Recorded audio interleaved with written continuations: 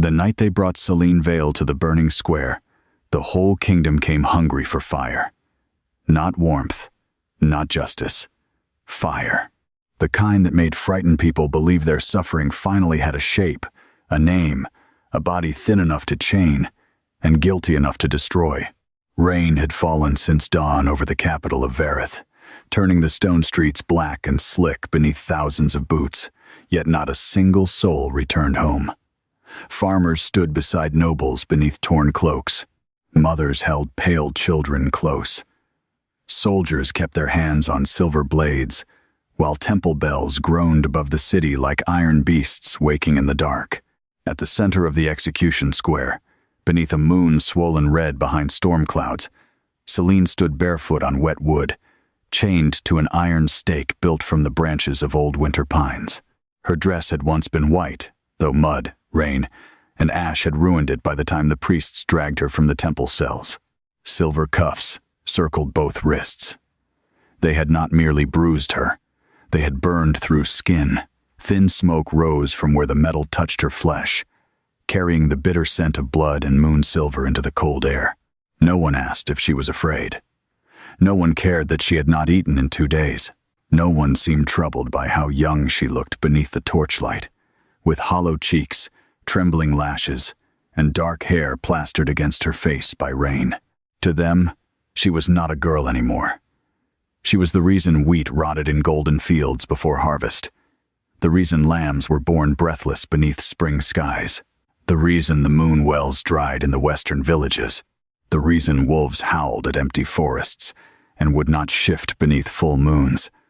People had lost too much to accept that suffering might have no villain, so the old moon temple had given them one. A witch, a moon-cursed girl, a marked thing. Selene kept her head bowed as the crowd whispered its hatred around her. She had learned long ago that looking directly at fear made it sharper. When she was a child, the village women had crossed themselves whenever she passed the well. When she was 13, boys had dared each other to touch the crescent-shaped scar above her collarbone, then screamed and laughed as if she had bitten them. When she was 16, a widow accused Selene of poisoning her husband because the man had died the morning after Selene delivered herbs for his fever. By 18, no one in her village said her name unless they were praying against it.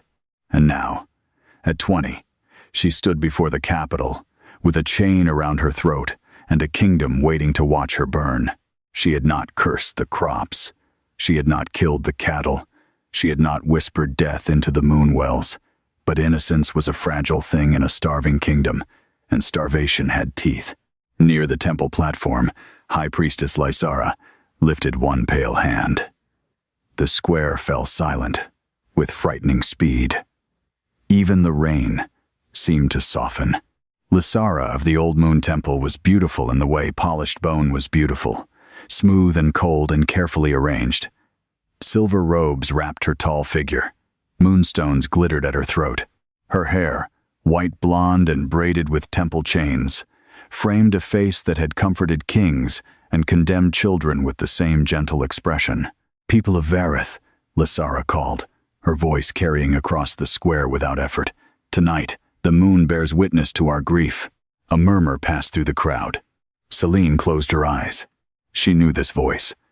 It had questioned her in the temple cell for 3 nights, softly at first, then with blades, then with silver water poured over her cursed mark until she could not tell whether she was screaming or drowning. Lysara had never shouted. That was what made her terrifying. Cruelty spoken gently always sounded more holy. "Our fields have withered," Lysara continued. "Our wolves have weakened. Our mothers have buried children who never drew breath. The old protections have failed us because corruption has walked among us, wearing the face of innocence." Selene's fingers tightened around the chain behind her. A small movement, a useless rebellion. But it was all she had. The priestess turned toward her.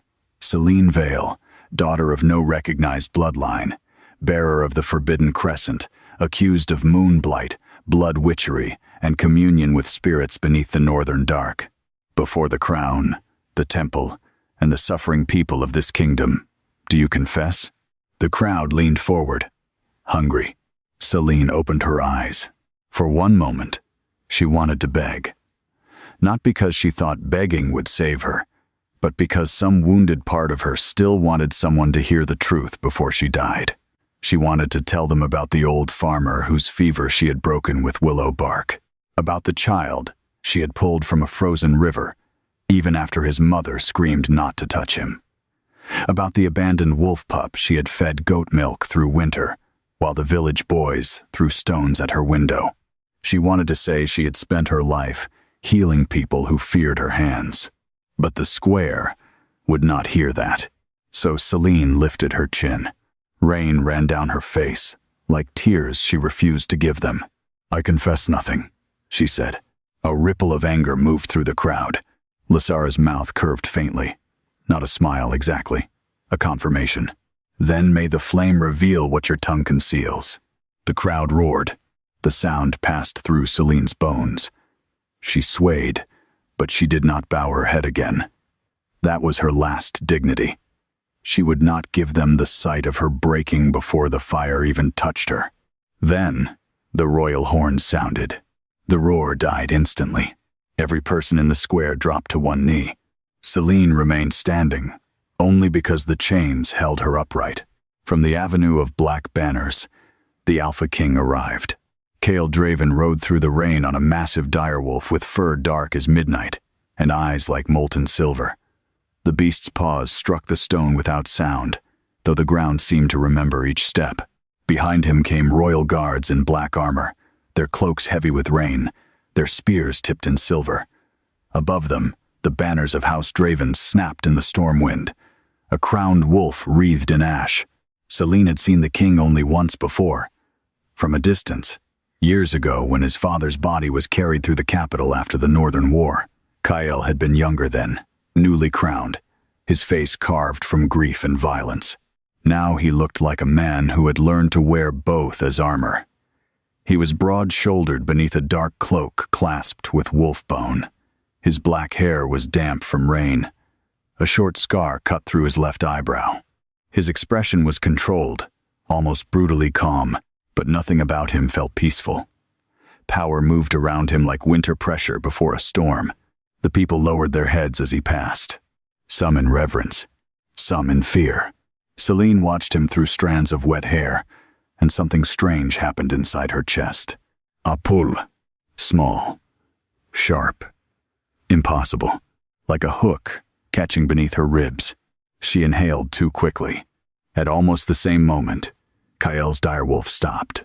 No command, no visible signal. The beast simply halted in the middle of the square and turned its enormous head toward the pyre, toward her. Its ears flattened. A low whine escaped its throat. The royal guards shifted uneasily. Kael's gaze followed his wolf's attention. For the first time, the Alpha King looked at Celine. The world narrowed around that look. Celine forgot the rain, the crowd, the silver biting into her wrists. His eyes were not simply silver, she realized. They were the color of moonlight on drawn blades, bright and merciless, yet something flickered in them when they met hers. Not recognition, not kindness, something more dangerous. Bine. It crossed his face so quickly she might have imagined it. Then his jaw hardened, and the king dismounted. The crowd remained kneeling as Kyle walked toward the temple platform. He did not hurry. Men like him never needed to. Every step changed the air. Even Lysara inclined her head as he approached, though her eyes did not lower. "Your Majesty," she said smoothly, "the cleansing awaits your witness." Kale did not answer at once. His gaze had moved to the silver cuffs around Celine's wrists. Smoke curled from the burns beneath them. His eyes darkened. "Those restraints are temple silver," he said. "They are required for witches marked by forbidden moons. She is bleeding through them. She is corrupting them." A murmur moved through the priests behind Lysara. Celine expected Kale to look away, to accept the holy explanation, and let the night continue toward its expected end. Kings did not question temples in front of starving crowds. Kings did not risk unrest for condemned village girls. But Kyle's eyes returned to her. "What did she do?" he asked. Lysara's expression remained calm. "You have received the charges." I asked what she did. The question struck Celine harder than hatred. No one had asked that in years. The priestess paused, and beneath that pause, something cold revealed itself. The western harvest failed after she crossed through the barley villages. 3 pregnant wolves lost their pups after receiving herbs from her hands. The moon well at Briar Glen dried the night she slept near it. Witnesses saw her walking beneath the northern trees, speaking to shadows. "I was gathering fever root," Celine said before she could stop herself. Every eye turned toward her. Her voice sounded rough from thirst, but it did not tremble. "My neighbor's son was sick. Fever root grows under black pines.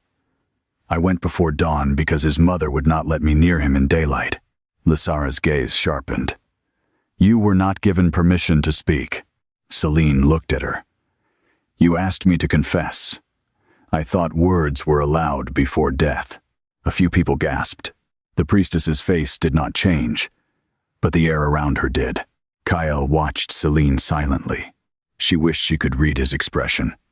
He looked neither merciful nor cruel, only intent, as though she had become a riddle placed in front of him at the worst possible moment. Lysara turned slightly toward the crowd. Defiance is common among those touched by dark moons. They twist pity into weakness. They wrap poison in soft voices. "I healed your acolyte," Celine said quietly. The priestess went still. A hush passed through the temple attendants. Celine should have stopped. She knew she should have. But death had stripped something from her, and with it went fear of consequences. 3 winters ago, she continued, her eyes fixed on Lysara, a temple acolyte came to my village with lung fever. None of your holy oils worked. You sent for me after midnight so no one would know. I sat beside her for 2 days. I burned my own hands, grinding herbs because she could not breathe. She lived. Lysara's face hardened by a fraction. The crowd stirred uncertainly. Kael's attention shifted to the priestess. "Is that true?" Lysara smiled, but it had no warmth. "Even poisoned roots may grow flowers, your majesty. One useful act does not cleanse a cursed soul." Celine almost laughed. Instead, she looked down at the wood beneath her feet. There it was, the shape of her life. Anything good she did became accident. Anything bad that happened near her became proof. Kael said nothing for a long moment. Then Lysara stepped closer to him, lowering her voice just enough that only those near the platform could hear. Celine heard anyway. The rain seemed to carry the words directly to her. "My king, the people are frightened. The packs are fracturing. Rival alphas whisper that your bloodline has lost the moon's favor. If we show weakness tonight, they will see it as confirmation." Kael's face closed. There it was, Celine thought. The true altar. Not justice. Politics. She did not know why disappointment moved through her.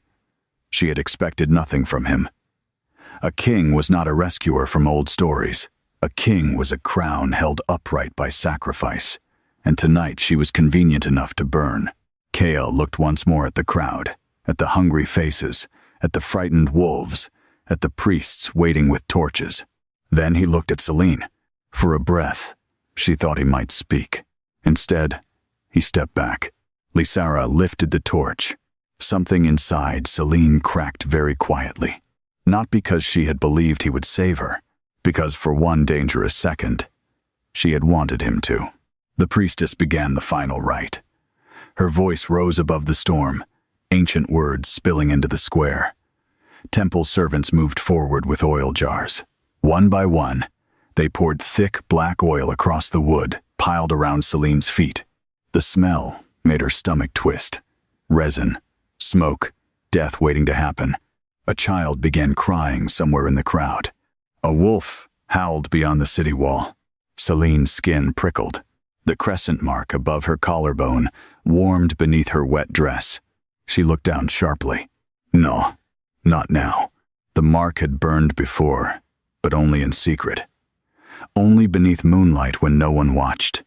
It had never glowed, never pulsed, never felt as if something behind it were pressing outward, patient and ancient and awake. Kael's head turned. Have felt it. Celine knew he did, though she could not explain how. His hand moved slightly toward his chest. Lysera noticed. Her eyes flashed. "Light the pyre," she commanded. The torch descended. Fire touched oil. The world became flame. Heat roared upward so fast Celine lost the ability to breathe. Golden fire swallowed the wood beneath her, climbing her dress, her legs, her chained arms. Pain struck like an animal, all teeth and claws. She screamed before she could stop herself. The sound tore from a place deeper than her throat, raw enough to rip the sky open. And then another scream answered hers. Not from the crowd, from the king. Kael Draven dropped to his knees before the entire kingdom.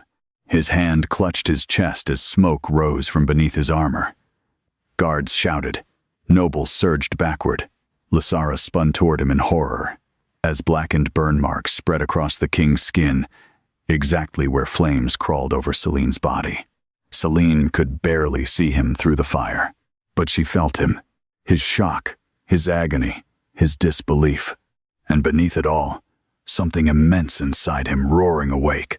The flames should have consumed her. Instead, they changed. Gold became silver. The fire stopped biting. It curled around her like living moonlight. Celine gasped, still shaking from pain that had suddenly vanished from her flesh, but continued echoing through the bond between them. The silver chains around her wrists began to glow white-hot. Ancient symbols surfaced beneath her skin, running from her wrists to her shoulders like script written by invisible hands. The crowd screamed, "She's not burning. Witch, kill her." Lysara's face had gone bloodless. "No," she whispered, so softly only Celine heard it through the fire. "You were supposed to die before it woke." Celine stared at her. Before what woke? The crescent mark over Celine's heart blazed. A sound like cracking ice split the square. The silver chains shattered. Fire exploded outward in a ring of moonlit force, throwing priests from the platform and extinguishing every torch in the square. Rain froze midair, for one impossible heartbeat, each drop suspended, like glass beneath the red moon. Then the world crashed back into motion. Celine fell forward from the pyre. She expected to hit stone. Instead, a shadow caught her. Kael. He had crossed the burning platform without seeming to know he moved. One arm locked around her waist before she collapsed. His armor was scorched. His face was pale with pain. Burn marks still smoked across his chest and arms, matching the places where fire had touched her. For a moment, neither of them spoke. Celine's hand pressed weakly against his armor. His heart thundered beneath her palm. Not steady. Not kingly. Woman. Terrified, Kael looked down at her as if she were a weapon held against his throat. "What are you?" he whispered. Celine's voice broke. "I don't know." The words barely left her mouth before every wolf in the square lowered its head.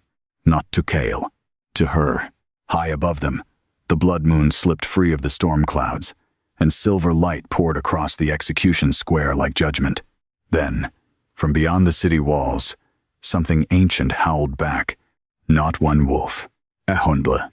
The sound rolled over Verith, deep and old and impossible. Kael's grip tightened around Celine. Lysara rose from the broken platform, rain streaking her silver robes. Her holy mask cracked at last by naked fear. "Your Majesty," she said, voice shaking with fury. "Release her." Kael did not. The priestess's eyes fixed on the crescent mark burning above Celine's heart. "That is not a girl in your arms," Lysara said. "That is the return of the ash moon." The crowd recoiled, as if the name itself carried plague. Celine looked from the priestess to the king, dizzy, shaking, barely able to stand. Kael did not look away from her, but his next words were not comfort. They were warning. "Run," he said under his breath. "Celine is bleu, chille." "What?" His silver eyes lifted toward the temple guards closing around the pyre with drawn blades. "If they take you now," Kael said, his voice low and rough, "they will not burn you again." A tremor passed through the earth beneath them. Outside the walls, the ancient howls came closer. Kale's wolf snarled from the shadows. The crowd began to scatter, and Celine realized with cold horror that surviving the fire had not saved her. It had only revealed her to enemies who had been waiting centuries for her return. The first scream came from the eastern gate. Not human. Wolf. A guard stumbled backward across the execution square, with blood pouring from his throat before anyone understood what had reached the city walls. Panic spread instantly through the crowd. Citizens shoved one another into the mud. Temple bells began ringing wildly overhead as soldiers rushed toward the gate towers with silver spears raised beneath the storm-dark sky. Celine barely heard any of it. Her entire body trembled inside the Alpha King's arms. The silver fire beneath her skin had faded, but something remained awake inside her now, breathing quietly beneath bone and blood. The crescent mark over her collarbone pulsed with heat and rhythm, with the distant howls beyond the city. Kale still held her against him, not gently, not romantically, like someone gripping the edge of a cliff during a storm. His jaw was locked tight. Rain slid down the sharp lines of his face, while smoke still curled from the mirrored burns across his chest. Celine could feel his pain through the bond now with horrifying clarity. Every heartbeat, every pulse of rage beneath his control. Every instinct his wolf was trying desperately to unleash. The mate bond was alive, and neither of them understood its rules. "Your Majesty," one of the royal commanders shouted, "the eastern barricade is collapsing." Kale did not look away from Celine. "Take the citizens inside the lower citadel," he ordered coldly. "What about the creature outside the walls?" Another howl shook the city. Closer now. Olda. Celine's breath caught. Something in that sound pulled at her chest, with aching familiarity. Not threat. Recognition. Lysera noticed the flicker in her expression immediately. The high priestess descended from the shattered execution platform, silver robes dragging through wet ash.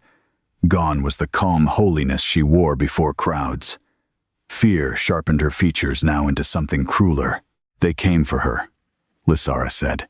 Kyle finally turned toward the priestess. "What came?" "The ash wolves." The name moved through the remaining guards like poison. Every child in Vareth knew the legends. Ancient wolves that walked beside the first moon queen before the old kingdoms burned. Beasts so large they crushed cavalry beneath their paws. Creatures said to obey only one bloodline. A dead bloodline. Until tonight. Kale's eyes narrowed. "You told me they were myths." Lysera's voice lowered. "I told your father what he needed to hear." Something dangerous flickered across Kale's face at the mention of his father. Celine noticed. The priestess noticed too, and for the first time, she understood there were fractures inside the crown far older than tonight. Another explosion thundered across the eastern district. Smoke rose above the walls. The guards shifted nervously. Kyle's wolf emerged from the rain then, massive and black-furred, moving silently toward its king. The beast's silver eyes fixed immediately on Celine, not with hostility, with restless submission. Zelina froze. The wolf lowered its enormous head. The entire square went silent again. Even Kale seemed shaken by it. His wolf bowed to no one. Not nobles, not priests, not rival alphas. Yet now the beast stood before Celine, with lowered eyes like an ancient oath waking from the grave. Lysera stepped backward. "She's awakening them already." Kale's hand tightened around the hilt of his sword. "Enough riddles." The priestess looked directly at Celine. The first Ash Queen commanded beasts born before modern bloodlines existed. Wolves touched directly by the old moon. When she died, they vanished with her. Celine swallowed hard. "I'm not a queen." "No," Lysera whispered. "Not yet." The words wrapped ice around Celine's spine. Another howl split the air. Then came the crash. The eastern gate burst inward. People screamed. A colossal pale wolf exploded through the broken barricade surrounded by shattered timber and dead soldiers. Rain streamed across white fur streaked with old scars. The beast was enormous, larger than any wolf Celine had ever imagined possible. Its eyes glowed silver beneath the blood moon. Temple guards rushed forward. The wolf ignored them. Its gaze locked directly onto Celine. Kale stepped in front of her instantly. A growl ripped from his chest, low enough to vibrate through the square. The pale wolf stopped. For one terrible second, two apex predators stared at each other across rain and blood. Then the pale wolf lowered its head. Not to Kale. To Celine. The crowd erupted into terrified chaos. She controls it. Monster. The curse is spreading. Celine shook violently. I didn't call it. But deep inside herself, something had. The pale wolf took one slow step forward before soldiers slammed silver chains across its body. The creature roared. The sound shattered nearby windows instantly. Kale drew his sword. Stand down, Lysara snapped. She hasn't attacked anyone, Kale growled. She brought them here. The pale wolf lunged suddenly, as another chain wrapped around its throat. Guards screamed while claws tore through armor like paper. Blood sprayed across stone, and through the chaos, Celine felt the beast's pain. Not through magic. Emotion. Fear. The realization hit her so hard she nearly collapsed. The wolf wasn't hunting her. It was trying to reach her. Kyle felt her panic through the bond immediately. His head snapped toward her. What is it? Celine stared at the struggling beast. It's hurt. The king looked at her, like she had lost her mind. It's killing soldiers. No, she whispered. It's terrified. The pale wolf suddenly looked directly into her eyes, and Celine saw it. A memory not her own. Fire. Forests burning silver beneath a shattered moon. A woman screaming while wolves died around her. Train. Blood. A king kneeling beside a throne of ash. The vision vanished instantly. Selene Gospet. The wolf whined softly. Kale caught her before she fell. What did you see? She struggled for breath. I think it remembers me. Lysara's face drained of color again. She cannot bond with them this quickly. Kale turned sharply. Bond? The ash wolves were not pets, Lysara said quietly. They were soul-bound guardians. The pale wolf roared again, as soldiers tightened silver restraints around its throat. Blood soaked its white fur where the chains burned flesh. Celine felt the pain, like knives against her own skin. Without thinking, she stepped forward. Kale grabbed her arm instantly. Don't! It's dying. It's a beast. It came for me. The king's eyes darkened. That's exactly why you should fear it. But Celine could already feel something pulling her toward the creature, stronger than fear itself. The wolf's pain echoed through her chest, alongside Kale's emotions and her own confusion, until she could barely separate one feeling from another. The mate bond pulsed violently. Kyle felt it too. His expression shifted slightly.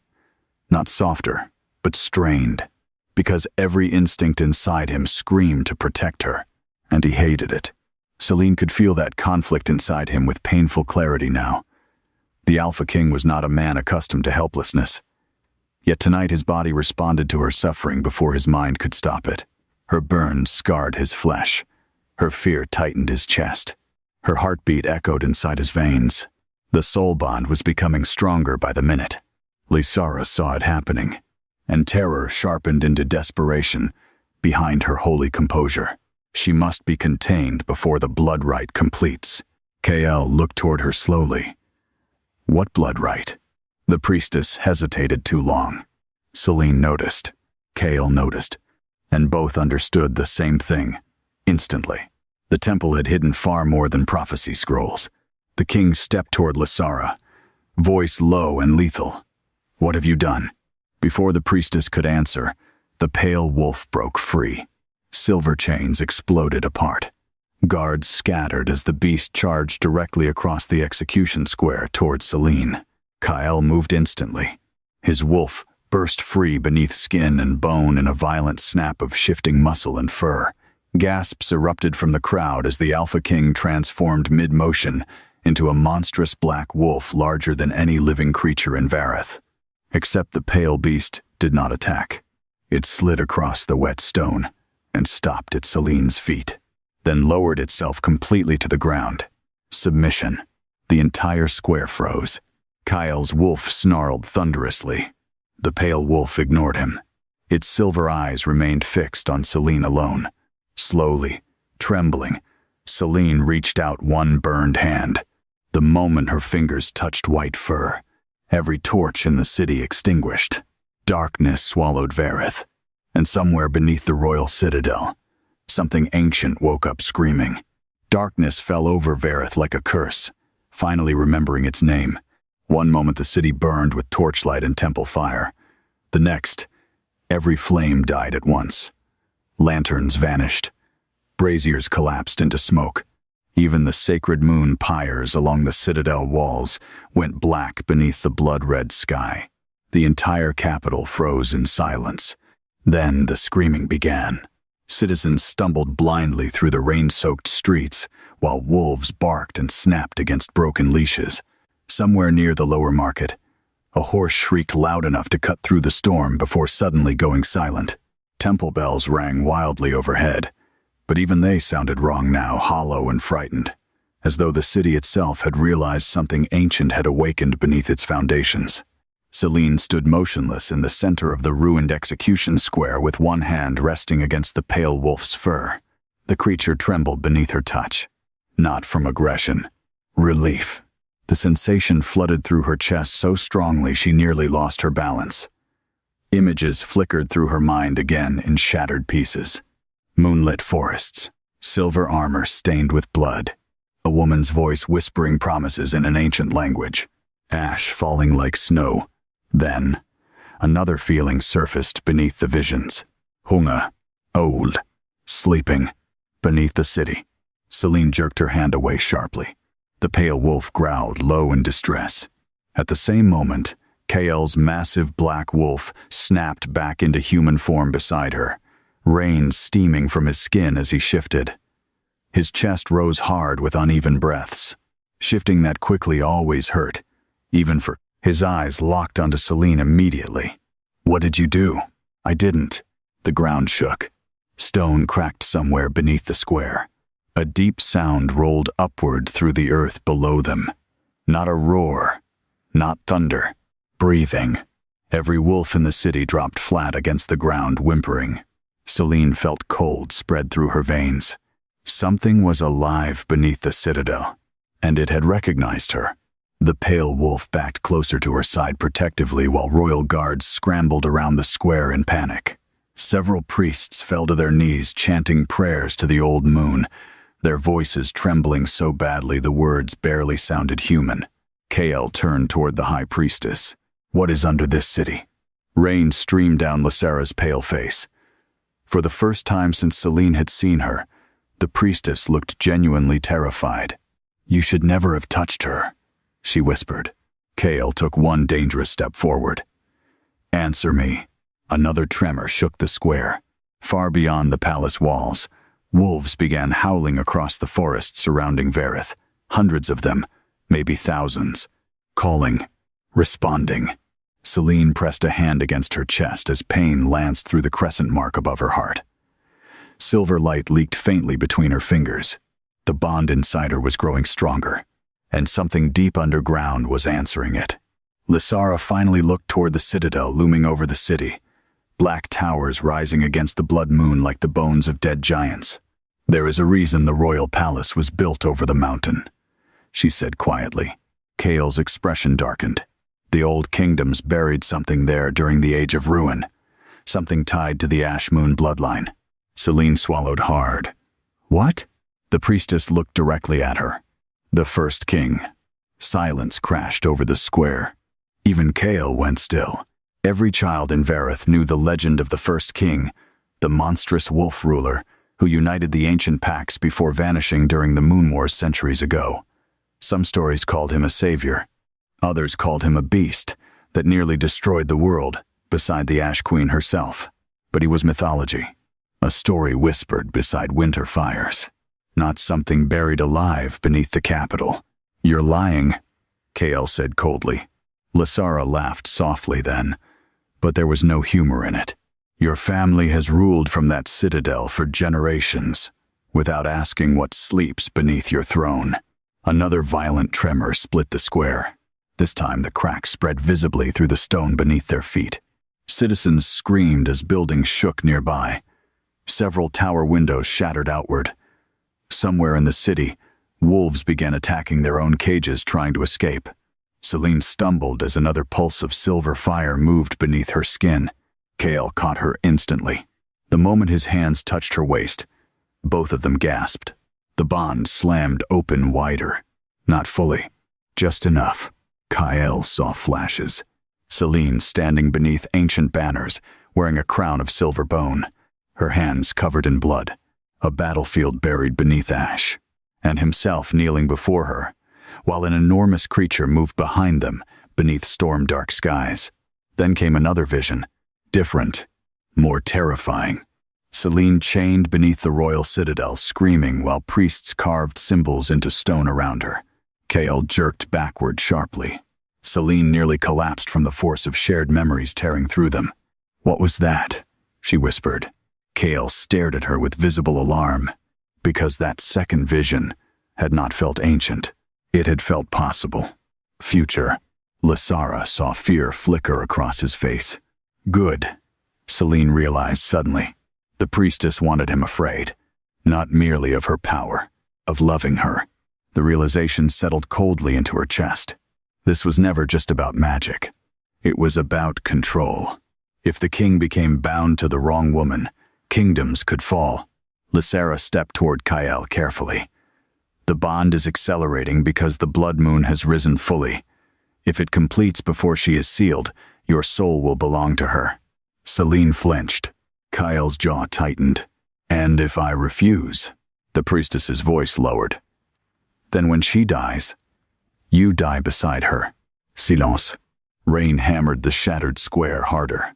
Celine stared at Kael, waiting for disgust, horror, regret. She would not blame him for it. How could she? He was king. His life belonged to the kingdom, not some cursed girl dragged from a burning stake. But Kael did not step away from her. Instead, his gaze shifted to the raw burns around her wrists, then to the pale wolf pressed protectively at her side, then finally to the frightened crowd surrounding them, and something colder than anger entered his expression. "You tried to execute her before the bond awakened," he said quietly to Lysara. The priestess remained silent. Kael's eyes sharpened. Because if the kingdom discovered the prophecy while she was alive, the throne could no longer control the narrative. Lysara's calm mask cracked slightly. "You do not understand what she becomes if the Ash Queen fully returns." "And you do?" "I understand enough to fear her." Celine closed her eyes briefly. There it was again. Fear. Always fear. Not one person had asked what she wanted. Not one. The city trembled once more. A terrible cracking sound echoed beneath the citadel towers. Then came the roar. Deep. Ancien. Inhuman. The sound rolled upward through the mountain beneath Farith, and shattered every remaining window in the execution square. The pale wolf beside Celine immediately dropped low against the ground. Kael's wolf snarled beneath his skin. The crowd panicked completely. "It's waking, the mountain spirit. Run!" People flooded out of the square in terror, while guards tried desperately to maintain order. But fear had already won. Once fear took a city, no king truly controlled it anymore. Kael grabbed Celine's arm firmly. "You're coming with me." Lysara stepped forward instantly. "Absolutely not." The king turned toward her slowly. The look in his eyes made several temple guards retreat. "You lost the right to command this situation the moment you burned an innocent woman alive without telling your king the truth. She is not innocent. Neither are you." The priestess's face hardened. Kael continued before she could answer. "Seal the square. No one enters the lower tunnels beneath the citadel without my command. Your Majesty." That was not a request.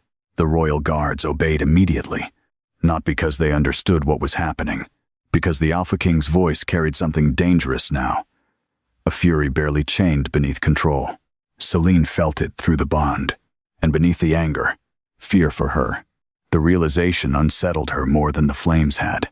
KL released her arm only long enough to remove his heavy black cloak. Rain dripped from dark fur lining the collar as he stepped closer again. "Wear it." Celine blinked. "Why?" His eyes flicked toward the crowd, still staring at her with terror. "Because your dress burned half away in the fire," he almost said. Instead, "Because everyone here is watching." Heat rushed unexpectedly into Celine's face. Even now, even after fire and prophecy, and monsters beneath mountains, he noticed her shaking from cold. She accepted the cloak silently. It swallowed her smaller frame instantly, heavy with rain, smoke, and the faint scent of pine and wolf fur. The smell unsettled her in ways she did not want to understand. Kyle turned toward the pale wolf. "Can it follow us?"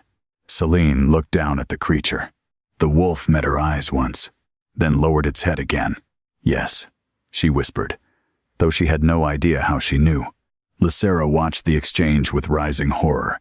"You cannot bring that thing inside the citadel." Kale's voice became deadly calm. "Watch me." The king began leading Celine toward the palace stairs through the rain and chaos. Halfway across the square, Celine stopped suddenly. Kyle turned sharply. "What is it?" Her eyes had lifted toward the towering black citadel above them, toward the mountain beneath it, toward the thing breathing in the dark, below stone and centuries. Something called softly inside her mind. Not words. Recognition. Waiting. The crescent mark above her heart burned painfully hot. Celine's face went pale. "It knows I'm here," she whispered.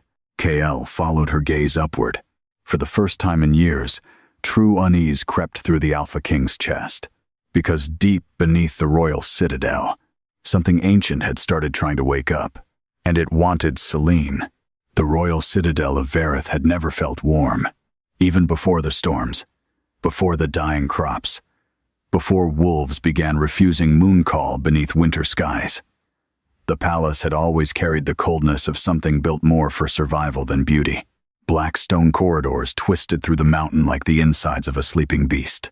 Torches lined the walls in silver brackets shaped like claws, their flames struggling against drafts that whispered from unseen cracks deep below the earth. Tonight, those whispers sounded almost alive. Celine walked beside the Alpha King, through the towering palace gates, while royal guards sealed the entrance behind them, with iron bars thick as tree trunks. Rainwater dripped from the hem of Kale's cloak wrapped around her shoulders. The pale wolf followed silently several paces behind, its enormous paws making almost no sound against the stone floors despite its size. Every servant they passed immediately lowered their heads. Not toward Kale, toward her. Some looked terrified. Others looked ready to pray. The news had spread already. The witch who survived fire. The girl who made the king bleed. Celine kept her eyes forward. She had spent her entire life enduring hatred. But this felt worse somehow. Fear carried distance inside it. Isolation, like she had already stopped being human in their eyes. Kyle walked ahead of her through the vast corridor lined with ancient royal portraits. Moonlight spilled through high arched windows across his broad shoulders and dark armor, turning the silver burns across his throat and hands almost luminous. Celine stared at them before she could stop herself. The marks looked painful. Angry red scars spread beneath his skin in the exact places where flames had touched her body during the execution. KL noticed her staring.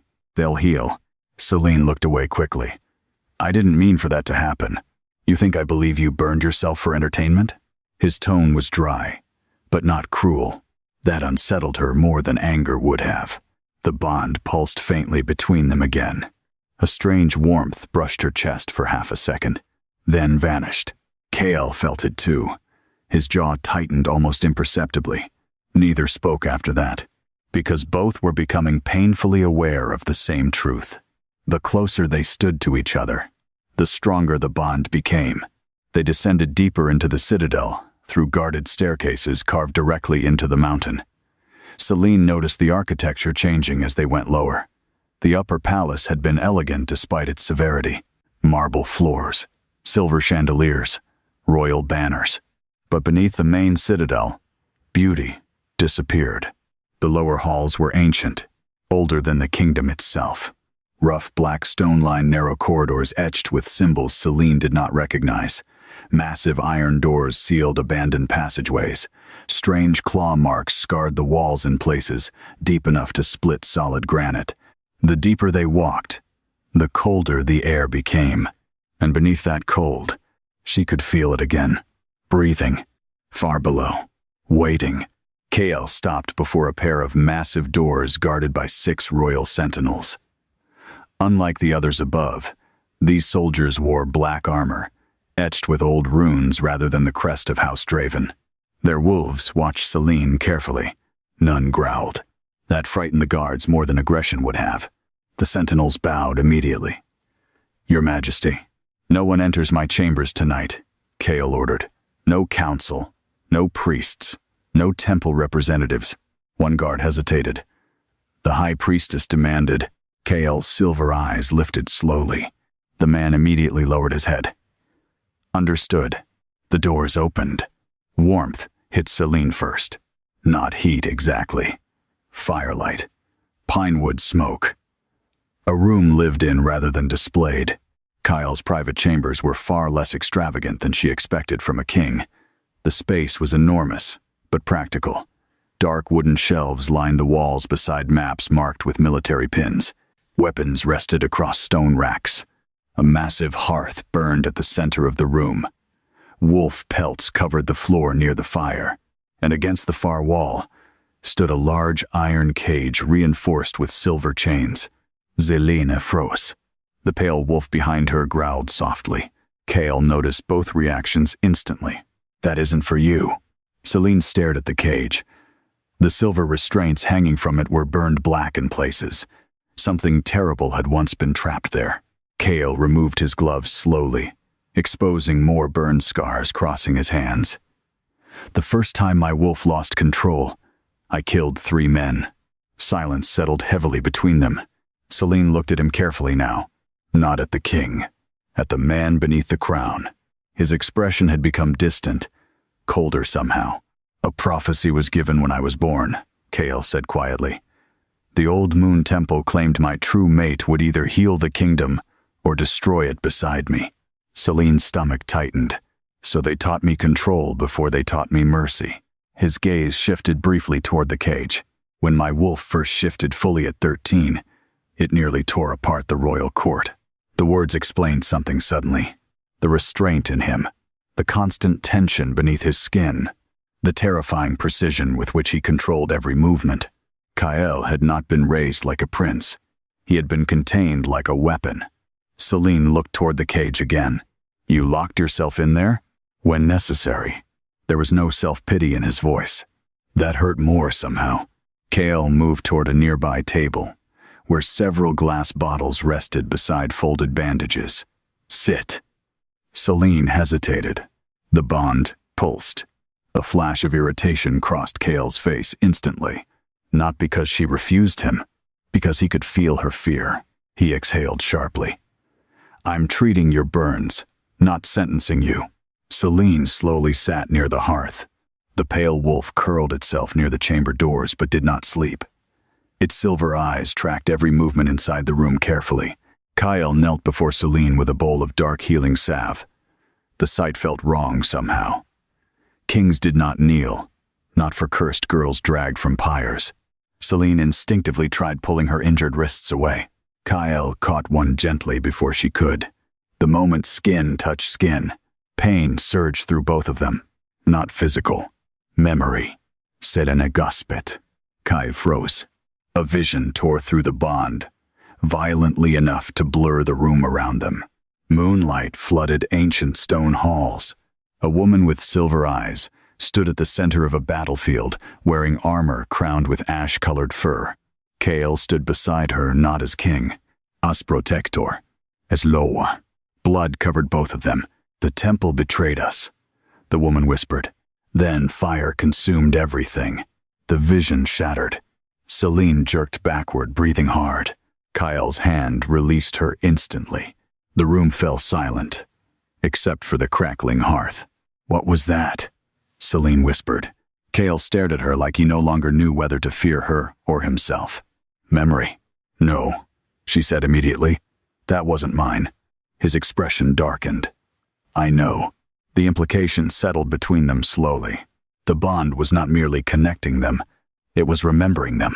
Celine suddenly felt nauseous. Previous lives aren't real. Kale gave a humorless laugh. You survived execution by moonfire an hour ago. Faire point. He resumed applying salve carefully across the burns around her wrists. His touch remained controlled, almost clinical, but Celine could feel the tension beneath it through the bond. Every time his fingers brushed her skin, his pulse changed, and hers answered, dangerous. The room suddenly felt far too small. You should hate me, Celine whispered before she could stop herself. Kale didn't look up. Why? You stepped back. Her voice tightened slightly. At the execution, silence. The fire cracked softly between them. Finally, Kale answered, I'm king. Before I'm a man. The honesty hurt more than excuses would have. Celine looked toward the firelight reflecting across the stone floor. And if those things demand different choices? Kale's hand paused briefly against her wrist, then continued. That, he said quietly, is usually how kingdoms die. The words settled heavily inside her chest. Not because they frightened her, because she understood them. Kyle was not cruel, but he belonged to something larger than himself. And if the kingdom demanded her death again someday, would he choose her? Or the crown? Before either could speak again, a violent roar shook the entire chamber. The walls trembled. Dust rained from the ceiling. The pale wolf leapt upright, snarling toward the floor beneath them. Celine felt the presence below the mountain surge violently.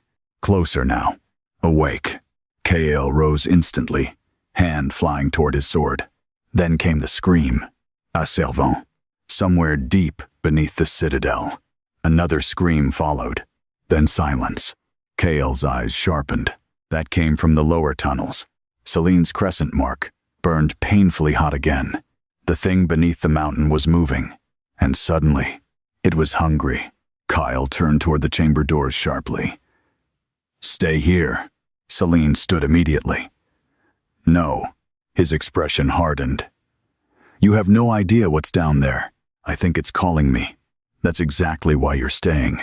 Another roar echoed upward through the citadel. Closer this time. The pale wolf pressed itself beside Celine protectively. Kyle looked between them both and realized something that made his blood run cold.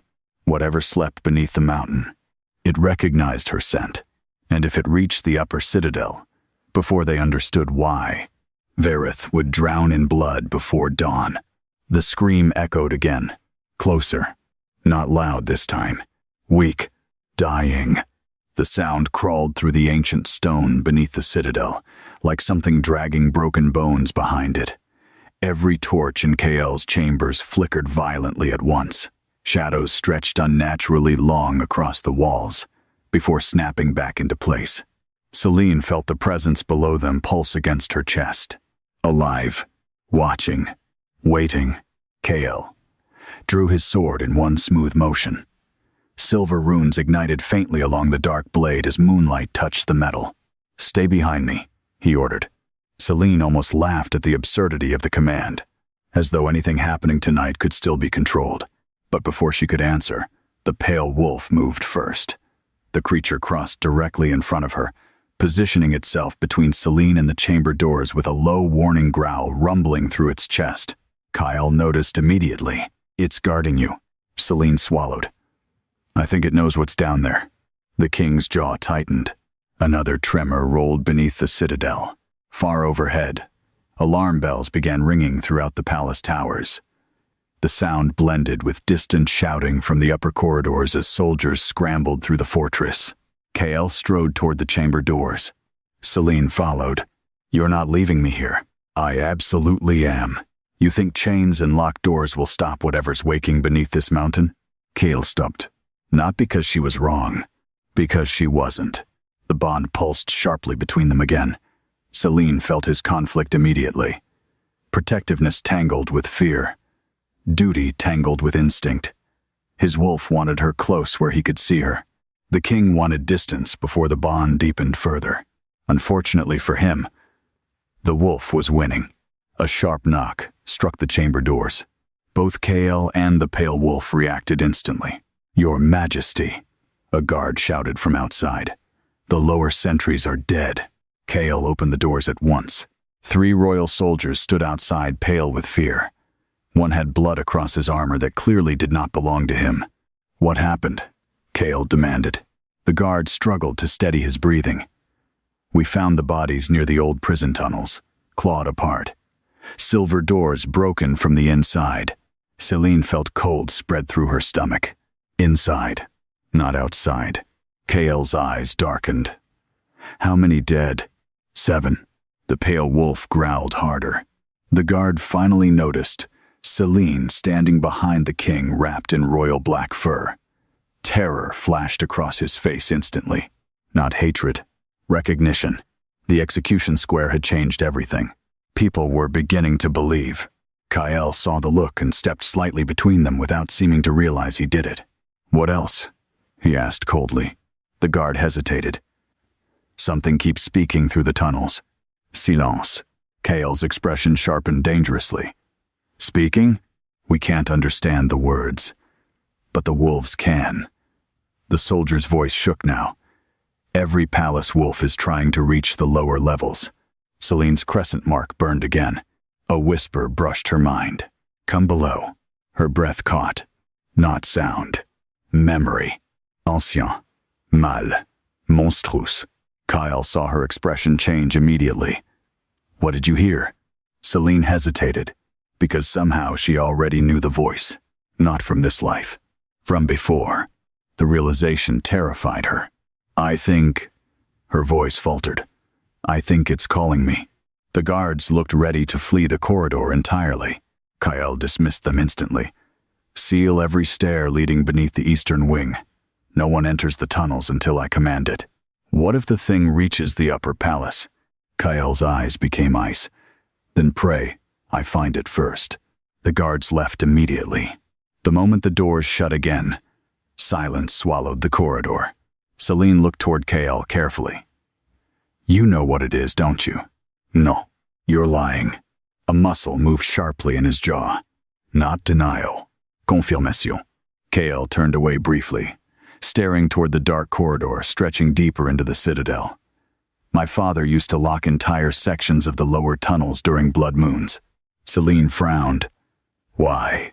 "He claimed something beneath the mountain became restless during certain lunar cycles." "And you believed him?" "I believed the claw marks on the doors." The answer settled heavily between them. Kael had grown up hearing something beneath the palace, something even kings feared. Another distant scream rose from below. Then came the sound of tearing metal. The pale wolf snarled. Kael made his decision instantly. "We're going down." Celine blinked. "You just told me to stay here." "I changed my mind." "Why?" His silver eyes locked onto hers. "Because if that thing wants you specifically, leaving you alone is worse." But what he said was, "Because my wolf refuses to let you out of its sight." The honesty startled both of them. Celine felt heat rise unexpectedly through the bond. Kael felt it too. His expression immediately hardened in annoyance. At himself. They descended through the lower citadel together, accompanied only by the pale wolf and 2 trusted royal sentinels carrying silver lanterns. The deeper they traveled, the older the fortress became. Dust coated the walls thick as ash. Ancient royal symbols marked sealed passageways alongside warnings written in dead languages. Celine noticed claw marks everywhere now. Not random damage. Patterns. Something had paced these halls for centuries. The air changed as they descended further underground. Cold, wet, and carrying the unmistakable smell of blood. One of the sentinels gagged quietly as they entered the first prison corridor. Bodies covered the floor, or what remained of them. Zelina froze. The dead guards looked shredded apart by enormous claws. Silver armor had been ripped open like cloth. Blood painted the stone walls in violent streaks. Yet something stranger unsettled her more. The wolves, chained beside the prison gates, were untouched. Not one harmed. All of them crouched low against their cages, whining softly toward the darkness below. As if mourning, Kale crouched beside one corpse grimly.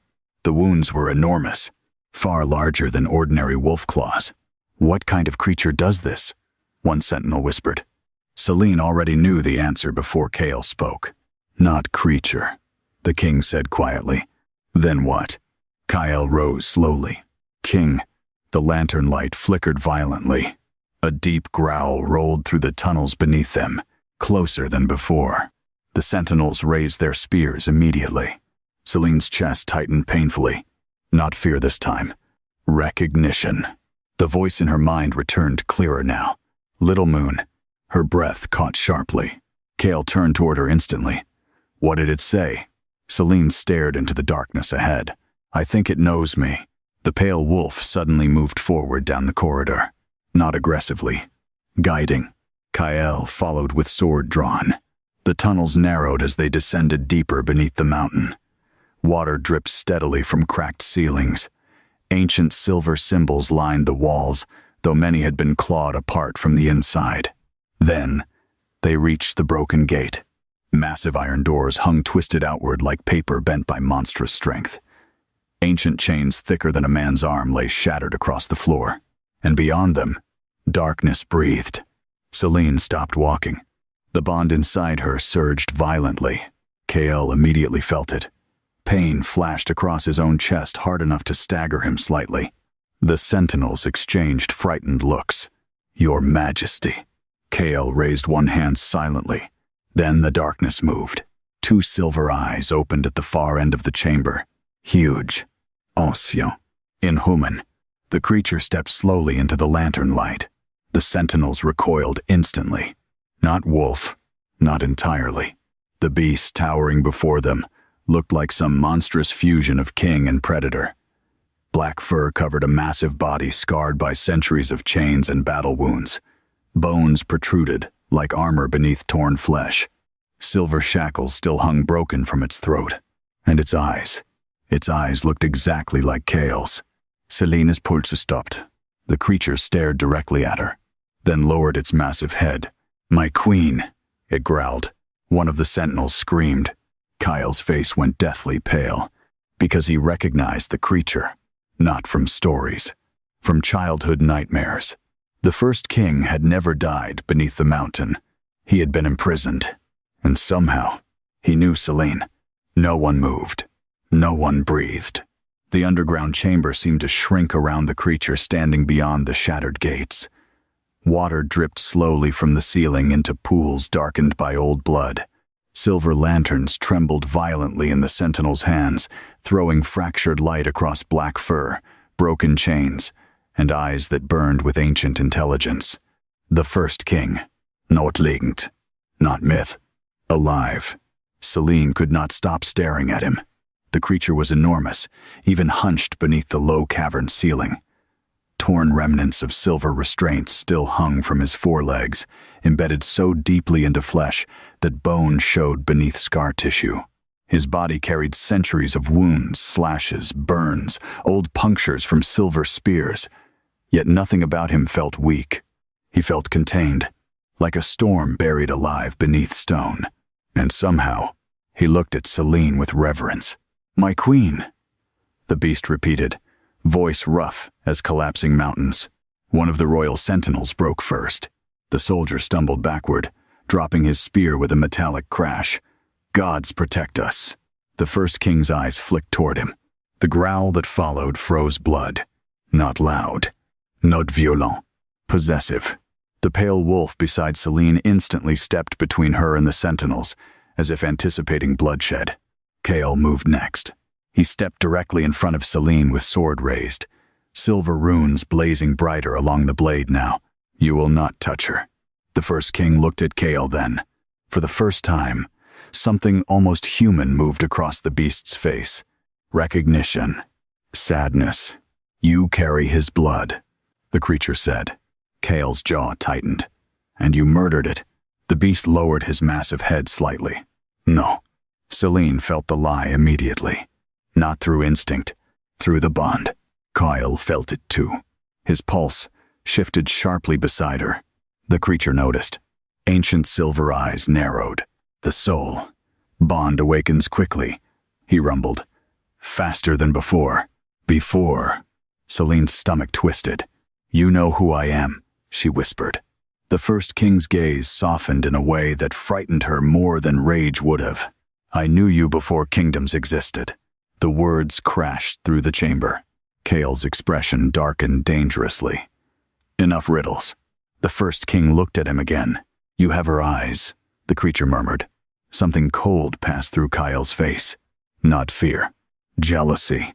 The emotion startled Celine so badly, she almost lost focus on everything else.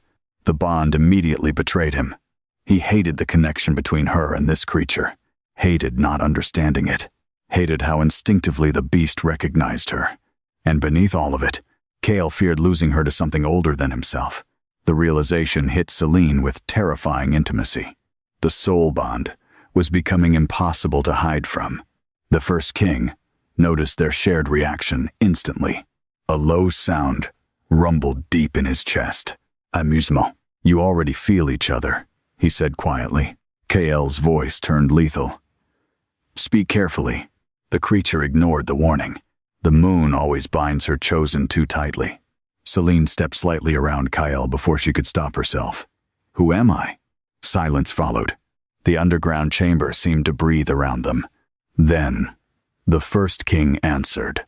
You are the last living vessel of the Ash Moon bloodline. The words settled, like death. Celine shook her head immediately. No, you carry her soul. No, your dreams are already returning. Celine froze. Because they were. For years she had dreamed strange things beneath full moons. Burning forests, ancient battles, a silver throne buried beneath ash, a man kneeling before her while blood rained from the sky. She thought they were nightmares. Now she wasn't certain. Kale noticed her expression change. What dreams? Celine looked away instantly. The first king answered for her. She remembers dying. The lantern flames flickered violently. One sentinel made a terrified sound under his breath. Kale stepped closer to the creature. Tell me the truth. The first king's eyes lifted toward him slowly. Truth is why your ancestors buried me. Did you destroy the old kingdoms? No. Did the Ash Queen? The creature went still. Pain crossed his ancient face. No, he said softly. Celine's breath caught. Every story, every temple teaching, every warning whispered through the kingdom claimed the Ash Queen destroyed civilization beside the first king during the Moon Wars. But the beast before her sounded like someone mourning, not confessing. Kael noticed it too. Then who did? The first king's eyes turned toward the darkness beyond the tunnels. The temple. Silence exploded through the chamber. The sentinels immediately gripped their weapons harder. Kael stared coldly. Careful. You think your priests worship the moon? The creature growled quietly. They worship control. Celine felt something twist painfully inside her chest. Because deep down, she believed him. The first king slowly approached the edge of the broken gate. The sentinels nearly panicked as the massive beast entered clearer lantern light. Up close, Celine noticed symbols carved directly into his flesh. Binding marks. Hundreds of them. Her stomach turned. They tortured you. The creature looked at her gently. They feared what we became together. Kale's voice sharpened instantly. We? The beast's eyes shifted toward Celine. You were once his queen. The words hit harder than fire. Celine staggered back half a step. No. The first king tilted his head slightly. You still deny memory. She is not the Ash Queen, Kale snapped. The creature studied him silently, then asked the question Kale least wanted answered. Would you still protect her if she was? Silence. Heavy. Dangerous. Celine looked toward Kale before she could stop herself. The king's jaw tightened. His wolf was raging beneath his skin now. She could feel it through the bond. Protect her. Keep her close. Trust no one. But Kale himself remained trapped between instinct and duty. Because if the creature spoke truth, then Celine was not merely dangerous. She was the center of a prophecy capable of destroying his throne, and maybe him with it. The first king saw hesitation flicker across Kael's face. The beast's expression darkened with ancient sorrow. History repeats itself too easily. Suddenly, footsteps echoed from the upper tunnels. Faust, armored. Kael spun immediately. The sentinels raised spears. Then, High Priestess Lysera emerged from the darkness surrounded by temple guards, carrying silver lanterns and moon-forged chains. Her eyes landed on the first king. For the first time in her controlled life, the priestess looked horrified. He escaped. The beast snarled. Low. Lysera immediately focused on Selene next. Move away from it. Kael stepped between them before Selene could react. You followed us. You unleashed him. The first king laughed then. A terrible sound. You still hide behind holy robes, Lysera. The priestess face-paled. Kael noticed instantly. You know him personally. Lysera ignored the question. Instead, her gaze fixed on Selene with grim urgency. The blood moon reaches its peak before dawn. If the soul bond completes tonight, the Ash Queen will fully awaken. Selene's pulse quickened painfully. What does that mean? The priestess finally looked at her, and for the first time, there was pity in her eyes. It means your memories will return. The chamber went still. Selene whispered. Whose memories? Lysera answered softly. The woman who burned kingdoms for love. The bond between Selene and Kael pulsed violently, because part of him feared the words, and another part feared, wanting her anyway. Then the first king spoke again, and everything changed. She did not burn kingdoms for love, the beast growled. Silver eyes locked onto the priestess. She burned them because your temple murdered their child. Silence crashed through the underground tunnels. Selene stopped breathing. Kael's face drained of color. Even Lysera frozi. The first king's voice lowered into something ancient and broken. The Ash Queen did not become a monster until they took her daughter from her arms. And suddenly, every story the kingdom believed began falling apart. The underground chamber fell into a silence so complete that even the dripping water seemed afraid to move. Selene stared at the first king without blinking. Child. The word echoed through her chest with impossible weight. Not merely because of what he said, because something inside her reacted to it. Bain. Old enough to feel carved into the soul itself. Kael felt it immediately through the bond. A grief so sharp it nearly buckled his knees. Not her grief. Not entirely. Memory. The first king watched them both carefully. Ancient eyes filled not with madness, but mourning. Lysera recovered first. Do not listen to him, the priestess snapped. He twists history. The beast's growl rolled through the chamber. You erased it.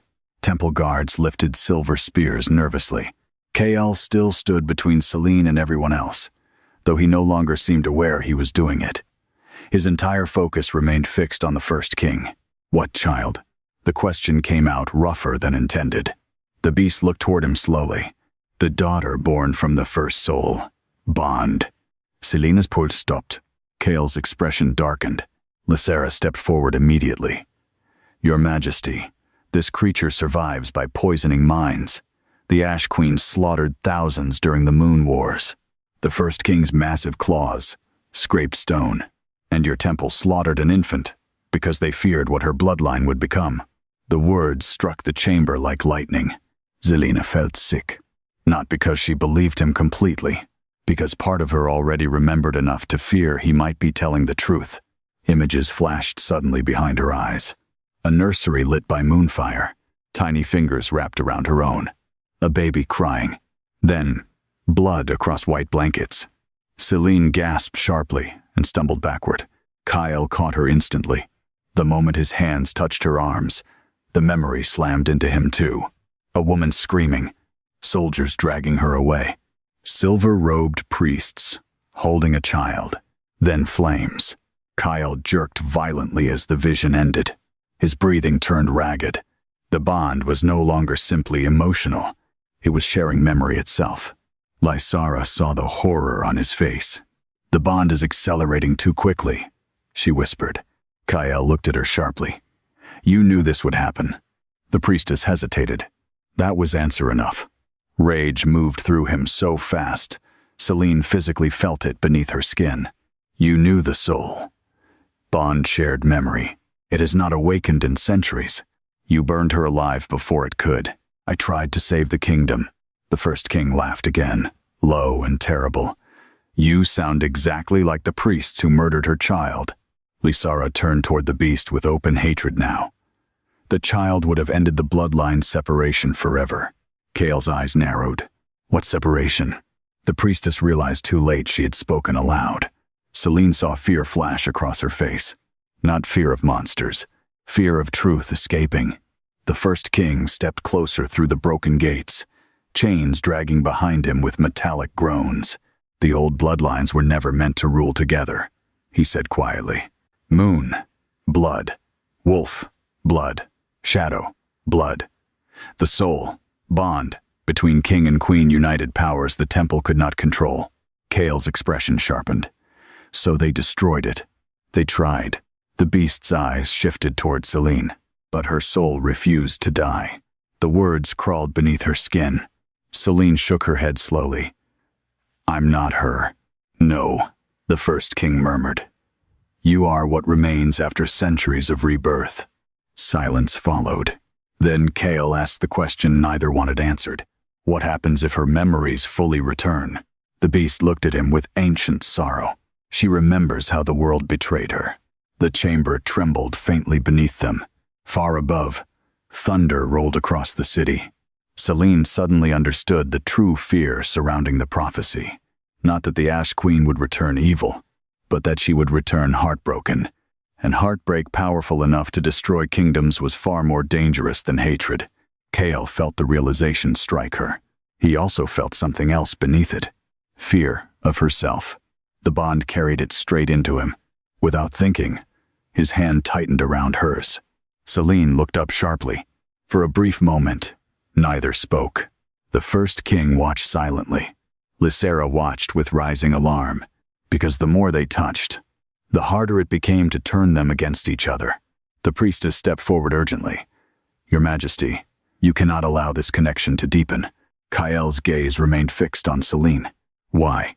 "Because when the blood moon reaches its peak, the soul bond completes permanently." Celine frowned. "What does that mean?" Lysara answered quietly.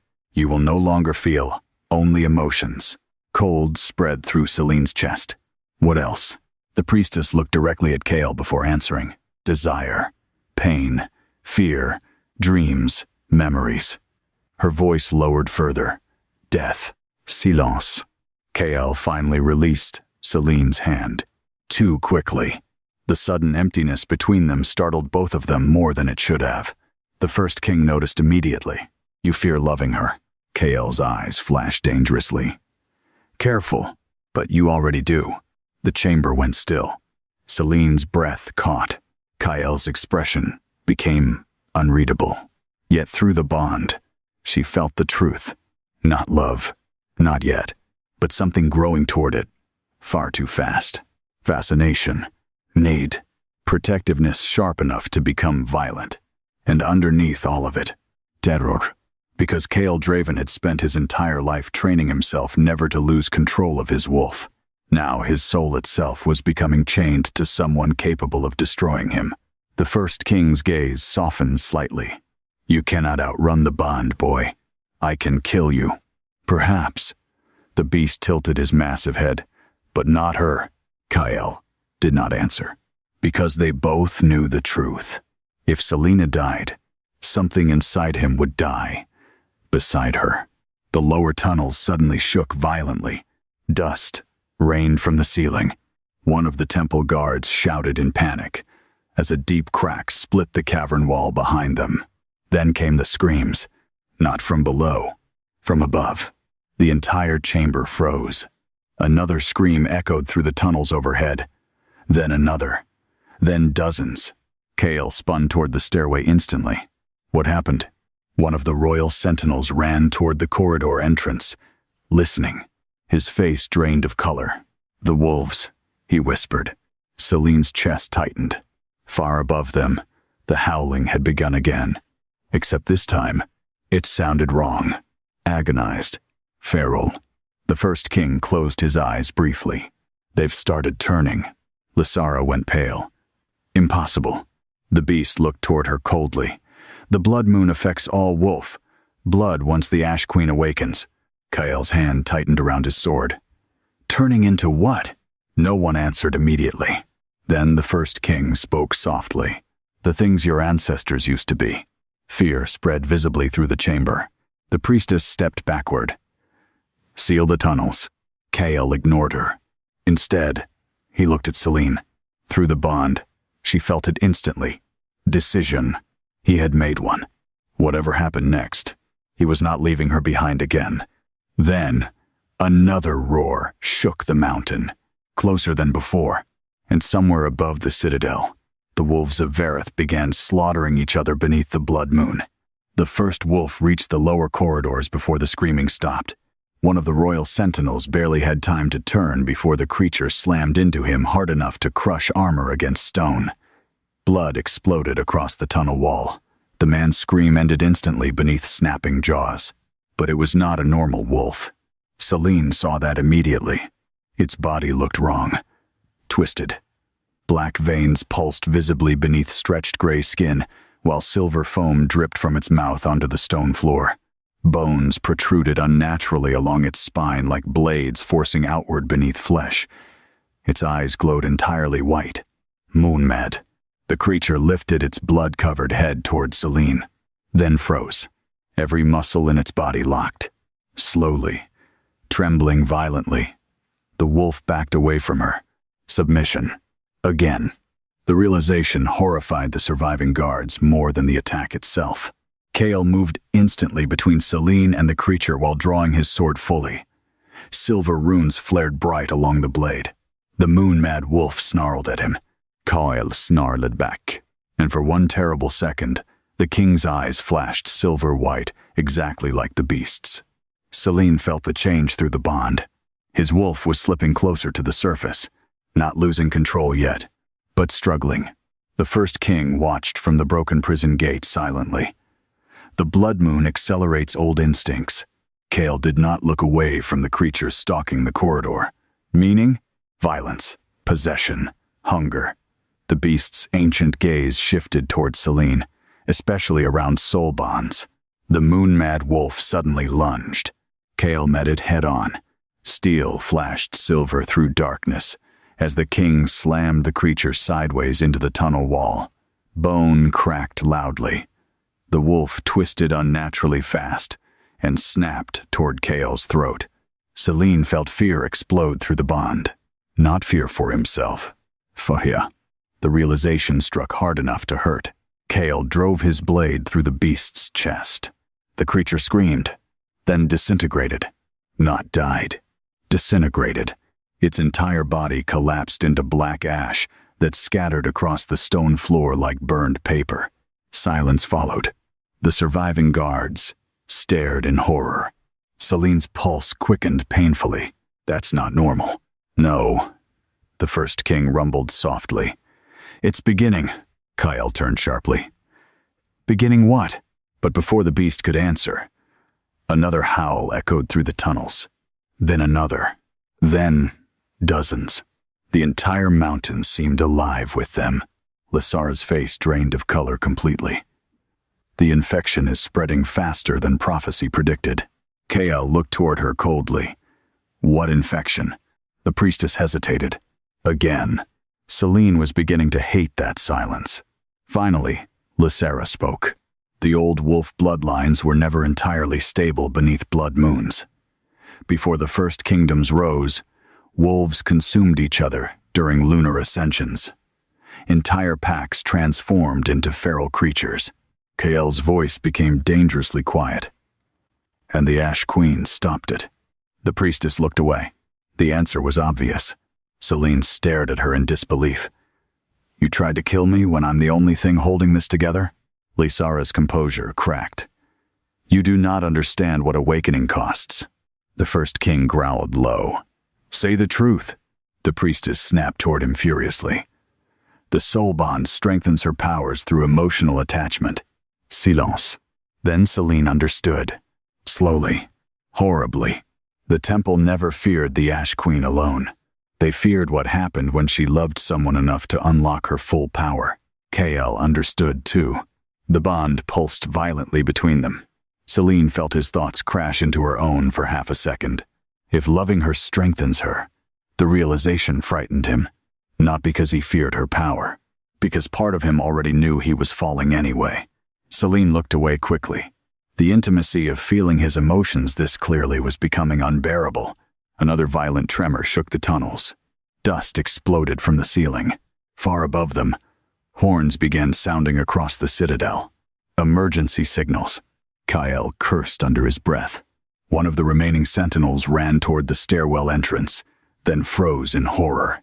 Your Majesty. Kyle turned. The corridor above them was moving. Not people. Wolves. Dozens of them descended the stairs slowly into the lower tunnels. Palace wolves, guard wolves, hunting wolves from noble packs. All moon-mad, all wide-eyed. And every single one stopped the moment they saw Celine. The tunnel went deathly still. Kyle immediately stepped in front of her again, sword raised. But the wolves were not looking at him. They stared at Celine like starving creatures witnessing their goddess descend from the moon itself. The pale wolf beside her moved protectively against her leg. The moon-mad wolves lowered themselves slowly onto the stone floor. Submission. Celine's breath shook. What are they doing? The first king answered softly. They remember their queen. Kyle's grip tightened painfully around his sword. The possessiveness surging through him became almost suffocating through the bond now. Not anger toward Celine, toward anything else claiming connection to her. Even ancient wolves, even prophecy itself. The realization unsettled him deeply, because kings were supposed to control instinct, not drown inside it. One moon-mad wolf suddenly crawled forward weakly toward Celine before collapsing at her feet, whimpering. Its body was burning from the inside out. Black veins spread beneath its fur, while silver blood leaked from its eyes. Celine immediately knelt beside it before KL could stop her. Careful. But she was already touching the creature. The moment her fingers brushed its fur, silver light erupted beneath her skin. The wolf convulsed violently, then went still. The black veins vanished. Its breathing steadied. The white madness faded from its eyes completely. Silence crashed through the tunnels. The healed wolf stared at Celine for one long second, then bowed its head. KL felt the shock hit the entire chamber. Even Lasara looked shaken. Celine pulled her hand back quickly. I didn't mean to. You healed it, Kyle said. The first king closed his eyes briefly, like someone witnessing a prayer finally answered after centuries. Lasara whispered, Impossible. Celine stared at her own glowing fingertips. Not fire. Moonlight. Varm. Alive. The other wolves began moving closer immediately. Not aggressive. Desperate. They wanted her touch. Kyle saw the danger at once. Back away from her. The wolves obeyed instantly. Not because of him. Because Celine unconsciously lifted one trembling hand. The realization hit the king like a blade between ribs. She was commanding them without trying. And the deeper the bond became, the stronger she would grow. Lasara stepped backward slowly. Fear had changed shape inside her now. Not fear of destruction, fear of failure. The temple cannot allow this. Kale turned toward her sharply. You don't decide that anymore. You think the noble houses will accept her? Lasara snapped. You think rival alphas will kneel to a reborn Ash Queen after centuries of bloodshed? Kyle did not answer immediately. Because politically, she was right. If word spread fully before he secured the throne's loyalty, the kingdom would fracture overnight. Some packs would worship Celine. Others would demand her execution. Civil war would follow. Celine felt the conflict tearing through him. Duty, desire, fear, need. The bond carried all of it directly into her chest, until her own heartbeat became uneven. Then suddenly, a memory hit her. Not gentle this time. Violent. A baby crying beneath moonlight. Silver-robed priests dragging the child away. The first king roaring in chains. And Kyle. No, not Kyle. A man with Kyle's face screaming her name while blood covered his hands. Celine gasped sharply and nearly collapsed. Kyle caught her instantly. The memory slammed into him too. Pain tore through the bond hard enough to make both of them stagger. And suddenly Kyle understood something terrifying. The man in the memory had been him, or someone he used to be. The first king watched realization dawn across the king's face. Yes, the beast said quietly. You loved her once already. Silence swallowed the tunnels whole.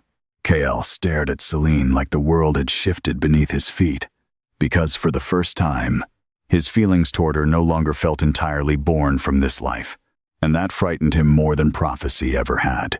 Then the entire citadel shook, with a roar powerful enough to crack the tunnel walls. The mountain was opening, and something beneath Vareth had finally broken free. Stone exploded from the tunnel ceiling. The shockwave hurled guards sideways into the walls while silver lanterns shattered across the floor. Darkness swallowed the lower corridors again, except for the pale glow still radiating faintly beneath Celine's skin. The mountain was moving, not trembling, opening. A deep, cracking sound rolled upward beneath Vareth like the bones of the earth splitting apart after centuries underground. Dust filled the tunnels. Somewhere far above them, people screamed. Kale pulled Celine against him instinctively as debris rained down around the chamber. The movement was immediate, possessive, protective, and neither of them missed it anymore. The bond surged violently the moment their bodies touched. Heat flooded Celine's chest. Kyle felt it too. Not merely emotion now. Need, ancient and terrifying, and impossible to separate from instinct. The king released her too quickly afterward, jaw tightening as if angry at himself. The first king watched silently. You cannot keep fighting it. Kale rounded on him sharply. I can fight anything. The beast's ancient eyes softened with something dangerously close to pity. That is exactly what he said before the kingdoms burned. Silence. The words landed harder than they should have, because Kyle was beginning to realize something awful. The first king was not warning him about Celine. He was warning him about himself. Another violent crack split through the mountain. Then came the sound of bells. Temple bells. Not alarm bells. Ritual bells. Lasara's face changed instantly. No, Kale noticed immediately. What is it? The priestess looked genuinely shaken now. The council. The first king growled. They've begun the severing rite. Cold spread through Celine's body. What does that mean? Lasara hesitated. Kale lost patience. Speak. The priestess looked toward Celine with grim horror. The old temple rites were designed for soul. Bonds like yours. The bond pulsed sharply. Celine suddenly felt sick. What kind of rites? Lasara's voice lowered. If the bond cannot be controlled, the first king answered instead. They kill the queen. Silence detonated through the tunnels. Kale's expression became monstrous. The force of rage flooding through the bond nearly stole Celine's breath. The temperature in the chamber dropped instantly.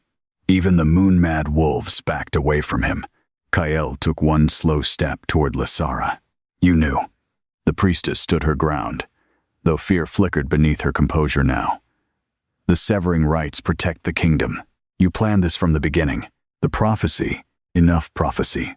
His voice cracked through the chamber like steel breaking. Celine had never seen fury like this before. Not loud, not wild. Controlled rage was far more terrifying. The kind kings used before executions. Kale's silver eyes burned brighter beneath the darkness now. His wolf was dangerously close to the surface. You burned her alive. Another step. You chained her. Another. You hid the truth. Lasara's calm finally shattered. Because your bloodline always chooses her over the kingdom. Silence. The words echoed through the tunnels. The first king closed his eyes briefly. Kyle froze. Celine felt the impact of that sentence ripple through him harder than any weapon could manage. Always chooses her. Not once. Not fate. A cycle. The priestess realized she had said too much, but it was already too late. Kale stared at her coldly. Explain. Lysara's breathing became uneven. The first soul bond nearly united all bloodlines beneath one throne, she whispered. Wolf kings, moon queens, shadow clans, ancient beasts. Her voice sharpened. No council could control them after that. The first king laughed quietly. There it is. Lysara ignored him. The temple exists to preserve balance. You mean power, Kyle growled. The kingdom survived because we prevented another Ash Moon dynasty from rising. Selene stared at her in disbelief. You murdered people for centuries. We protected humanity from monsters. The first king's chains dragged loudly across stone as he stepped closer, and created them in the process. Another roar shook the mountain beneath them. Closer now. The walls cracked wider. Silver light began leaking upward from beneath the floor itself. Selene's crescent mark burned violently hot. Then she heard it, crying. A child. The sound struck her heart so hard she physically staggered. Kyle caught her immediately. What happened? Selene pressed trembling fingers against her temple. There's someone down there. The first king's expression changed. For the first time since meeting him, fear crossed his face. No. Lysara whispered something under her breath. Kale heard it. What? The priestess looked horrified now. The tomb opened. Silence. Selene's blood turned cold. What tomb? No one answered. Then, the crying came again. Closer. Not through the tunnels. Through her mind. Selene gasped sharply as another memory tore through her. A silver cradle. Moonlight spilling across tiny hands. Then screaming. Priests. Blood. A child taken away into darkness. Pain exploded through her chest so violently that Kale doubled over beside her from the bond. Both of them hit the stone floor, breathing hard. The connection between them snapped fully open for one terrible second. And suddenly, they saw everything. Not fragments. Truth. An ancient throne room burning beneath moonfire. The Ash Queen begging the Temple Council to return her daughter. The first king slaughtering soldiers trying to reach them. Kael, another Kael, holding Selene while she screamed over a blood-stained cradle. Then the child, alive, taken beneath the mountain. Buried. Not dead. Sealed. The vision shattered violently. Selene screamed. Kael caught himself against the stone wall, breathing like he'd been stabbed through the heart. The first king looked shattered. Lysara looked guilty. And suddenly Selene understood the true horror beneath the prophecy. The child had never died. The temple buried her alive beneath the citadel. The mountain shook again. The crying became louder. The silver light beneath the cracks in the floor pulsed like a heartbeat now. Selene slowly lifted her head toward Lysara. You knew. The priestess looked away. You knew she was alive. It was necessary. The words destroyed something inside Selene instantly. Not memory. Merce. The bond exploded with rage. Kale felt it slam through her, like wildfire. Not uncontrollable. Worse. Focused.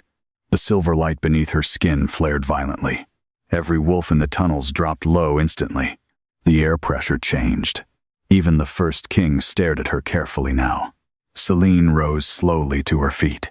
Moonlight poured from the crescent mark over her heart. The ancient symbols beneath her skin awakened fully for the first time. Lysara stepped backward. Selene. But the girl standing before her no longer looked afraid. Not because she had become cruel, because grief had finally burned through fear. You buried a child beneath this mountain, Selene whispered. The temple guards began retreating instinctively. Kyle rose beside her slowly. The bond between them pulsed, like a living thing now.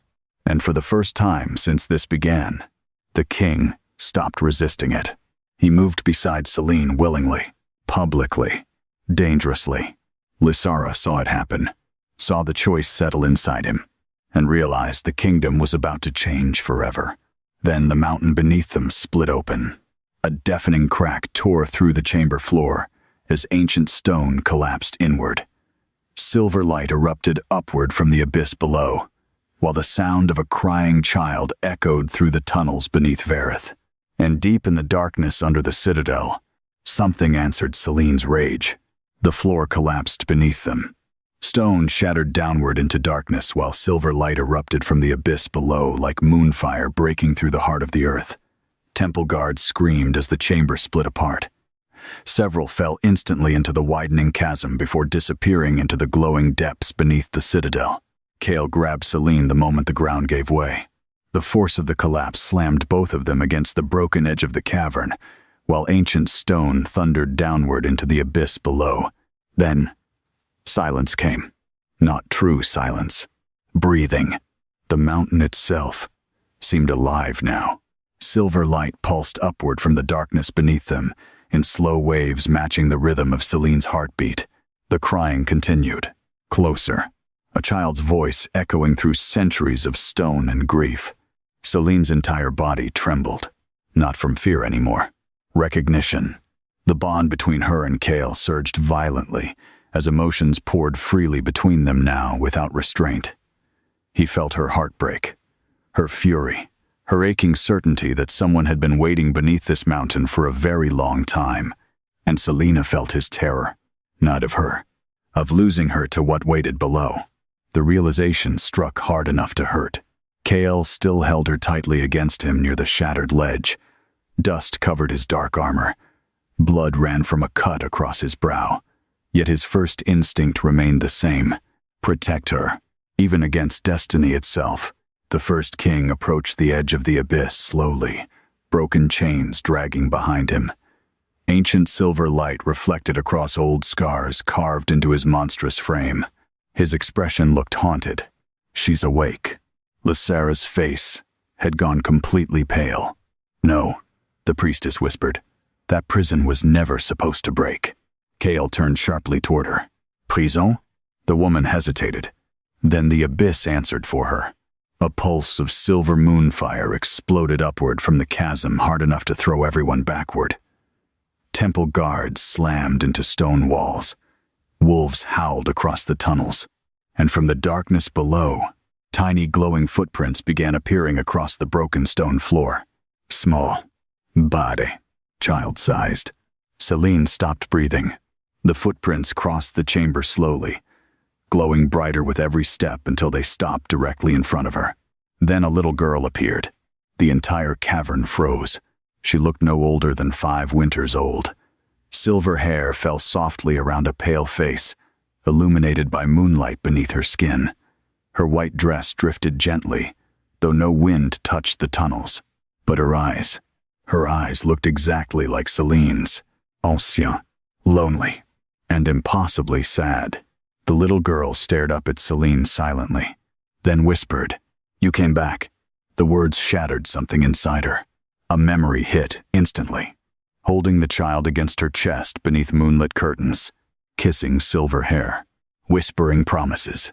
Then soldiers tearing the baby from her arms while she screamed until her throat bled. Celine collapsed to her knees. Kyle felt every second of the memory through the bond. Pain exploded through him so violently he nearly blacked out beside her. Not sympathy. Memory. His own. He saw himself fighting through temple soldiers while the first king roared beside him. Saw blood covering ancient throne halls. Saw himself too late to stop them taking the child below the mountain. And then, Celine dying in his arms. The vision ended. Kyle staggered backward, breathing hard. The little girl looked toward him slowly. Father. The word destroyed the room.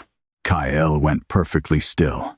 The bond between him and Celine exploded open completely. No more barriers. No more uncertainty. Truth poured through both souls at once. They had loved each other before. Not metaphorically. Not spiritually. Completely. And the child standing before them had been theirs. Celine's tears finally broke free. The little girl walked toward her carefully across the glowing stone. Not frightening, not monstrous, just lonely. So unbearably lonely. How long? Celine's voice shattered. How long have you been here? The child tilted her head slightly. I stopped counting after the stars changed. Silence. Even the temple guards looked horrified now. Centuries. They had left her buried beneath the mountain for centuries. The first king lowered himself slowly onto one knee before the child. Ancient grief moved visibly through the massive beast. "We failed you." The girl touched his scarred muzzle gently. "You tried."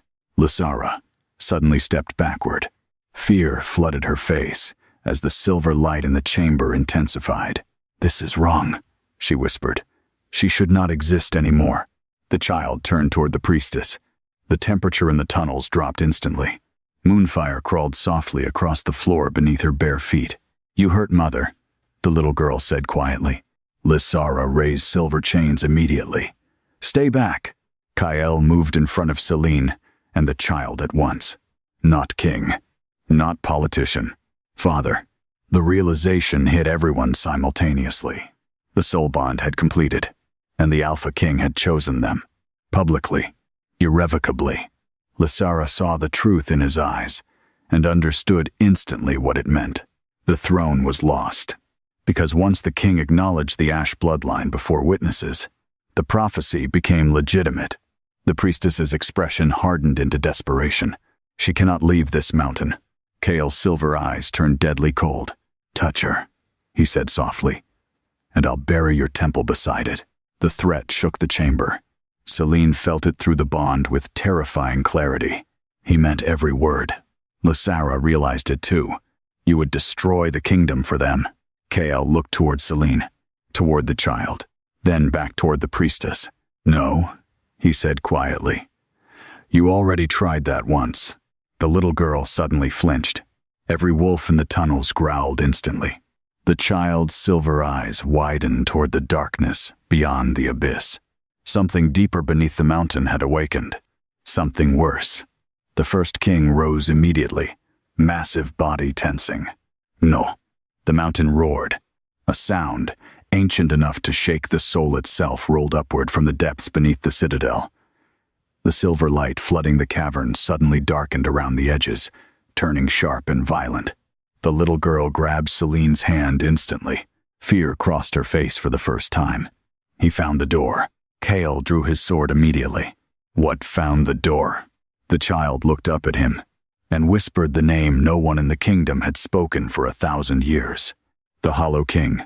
Silence crashed through the tunnels. The first king's expression became grim. Lysara looked ready to collapse. Kael's instinct screamed danger through the bond, hard enough to make Celine's chest tighten painfully. Then black smoke began rising from the abyss below. Not natural smoke. Shadow. Alive. Ancient claws scraped against stone deep beneath the mountain. And suddenly every terrible thing happening in Vareth no longer felt like the true threat, because something far older than the Ash Queen had finally awakened beneath the kingdom, and it was climbing toward them. The darkness climbing from the abyss did not move like smoke. It moved like hunger. Black shadows crawled upward across the shattered cavern walls in long, twisting shapes that ignored gravity entirely. Wherever the darkness touched stone, ancient symbols burned away instantly. Silver runes cracked. Temple wards shattered like brittle glass. The air itself began dying.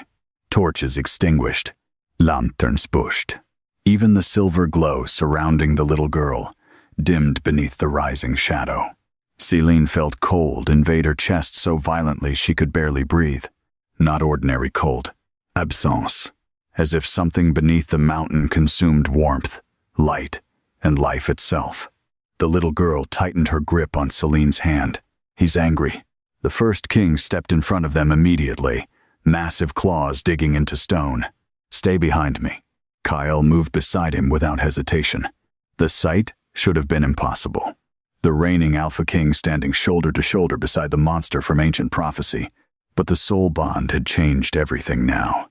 Kael no longer cared what history called monsters. He cared who threatened Celine. And through the bond, she felt it fully. No restraint, no denial, only raw, terrifying devotion growing stronger by the second. Lysara stared at him in disbelief. "You would trust that creature?" Kael's silver eyes never left the abyss. "I trust the thing trying to protect her more than the people who burned her alive." The words hit the priestess like a slap. Before she could answer, The abyss exploded. Shadow erupted upward through the cavern in a violent storm of black smoke and shattered stone. Temple guards screamed as darkness consumed them instantly. Their bodies collapsed into ash before they even hit the ground. Celine flinched. The little girl buried herself against Celine's side, trembling. And then, he emerged. The Hollow King. At first, Celine thought the creature was too enormous to fully exist inside the cavern. Black antlers scraped against the broken ceiling while a body formed from shadow and bone unfolded upward from the abyss like something ancient dragging itself free from a grave. Its limbs looked vaguely wolf-like, but wrong in every possible way. Elongated, twisted, covered in moving darkness instead of fur. And its face, no eyes, only hollow silver light burning inside an endless black skull. The creature inhaled slowly. The sound alone extinguished every remaining torch in the tunnels. Kale's wolf exploded beneath his skin instantly. Bones snapped. Claws tore through armor. Within seconds, the Alpha King stood transformed into a massive black direwolf between Celine and the Hollow King, silver eyes blazing with fury. The First King snarled beside him. Two ancient predators. One shadow-born nightmare. The Hollow King tilted its massive skull slowly toward Celine, then smiled, not with lips, with darkness itself. Moon. Heart. It whispered. The voice entered her mind rather than her ears. Celine's blood froze, because part of her recognized it, not from this life, from the memories returning through the bond.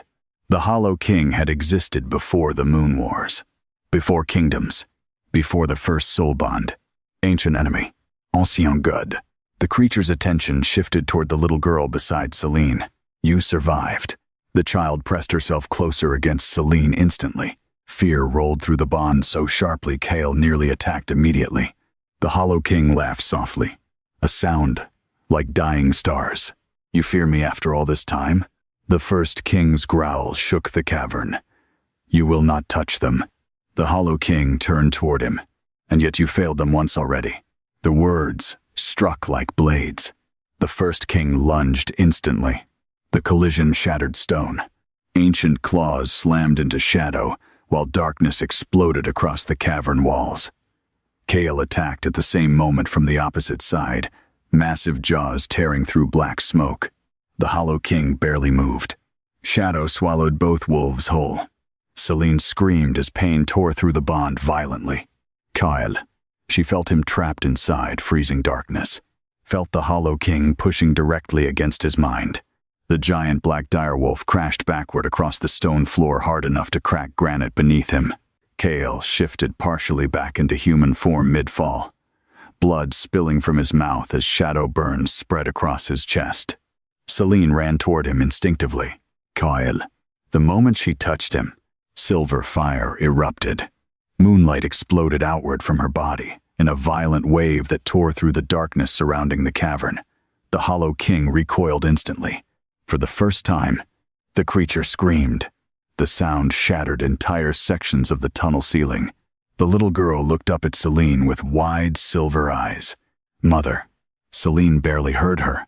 Power flooded through her body uncontrollably now. Ancient symbols blazed fully awake beneath her skin, while moonfire spiraled around her like living silver storms. The Hollow King hissed. There you are. Kale stared at Celine in shock from the ground. Not fear.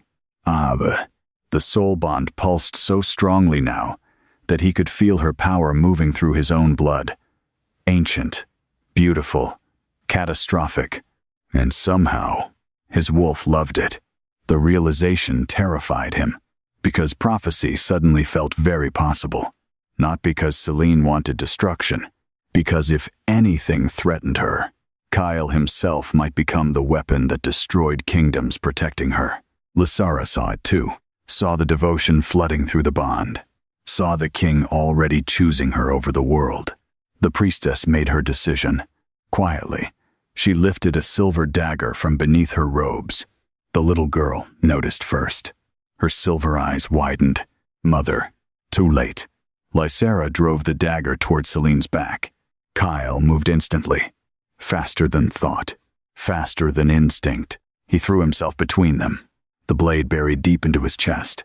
Silence detonated through the cavern. Selena froze. Kale looked down slowly at the silver dagger protruding from beneath his ribs. Then blood spilled from Celine's lips. The bond. The injury transferred instantly between them. Lysera stumbled backward in horror. Kyle collapsed to one knee. Celine felt the wound inside her own body now, sharp and burning and lethal. The Hollow King laughed softly in the darkness. Yes, the creature whispered. That is love. The bond exploded violently. Silver fire burst from Celine hard enough to blast every guard and priest backward across the cavern. Stone shattered. Ancient chains vaporized instantly, and the crescent mark over her heart finally transformed. Not a scar anymore. A crown. Moonlight burned across Celine's skin as ancient power awakened completely beneath the blood moon. The first king stared in shock. The little girl began crying softly, because after centuries of waiting, the Ash Queen had finally returned. And this time, she had someone worth destroying the world for. Kale's blood hit the stone floor first, then Celine's. The silver dagger had pierced directly through the soul bond, wounding them both at once. Pain tore through her chest so violently she nearly collapsed beside him, but the moonfire raging beneath her skin refused to let her fall. It kept rising, growing, hungry. The cavern shook around her as silver light exploded outward in waves strong enough to split ancient stone. Temple guards screamed and fled from the chamber, while wolves throughout the tunnels dropped flat against the ground, whimpering in submission. Celine barely noticed any of it. Kael was dying. She felt it, not guessed. Fatit. His heartbeat staggered inside her own chest through the bond, weaker with every passing second. The silver blade buried beneath his ribs burned like poison, spreading black veins beneath skin. The Hollow King watched from the darkness with terrible fascination. Yes, the creature whispered. Break.